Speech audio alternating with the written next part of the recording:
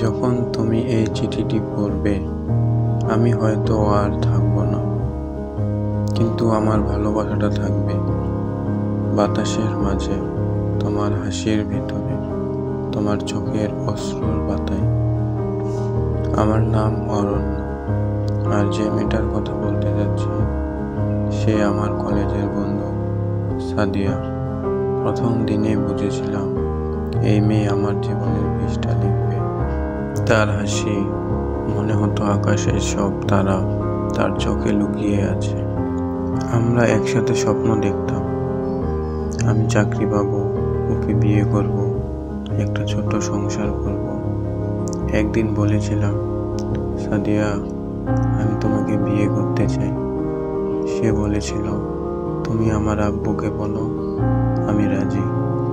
কিন্তু বাস্তব এত সহজ নয়।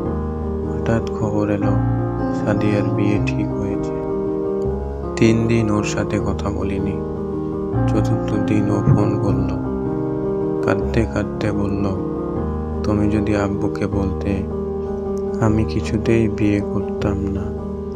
তখন আমি বুঝেছিলাম আমার ভালোবাসা সত্যি, কিন্তু সময়টা ঠিক না। তাই আমি সরে গেলাম, ওর জন্য একটা শেষ চিঠি রেখে গেলাম। সাদিয়ার বিয়ে হয়ে যায়, 7 বছর কেটে গেছে। সেই চিঠিটা আজও আগলে রাখে। তার স্বামী জানে না। প্রতি রাতে সে চুপি চুপি কাঁদে।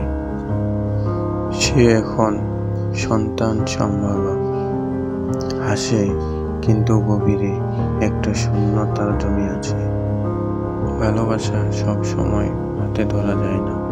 কখনো সেটা হয়ে যায় এক টুকরো কাগজ, কখনো একটা নামহীন কান্না।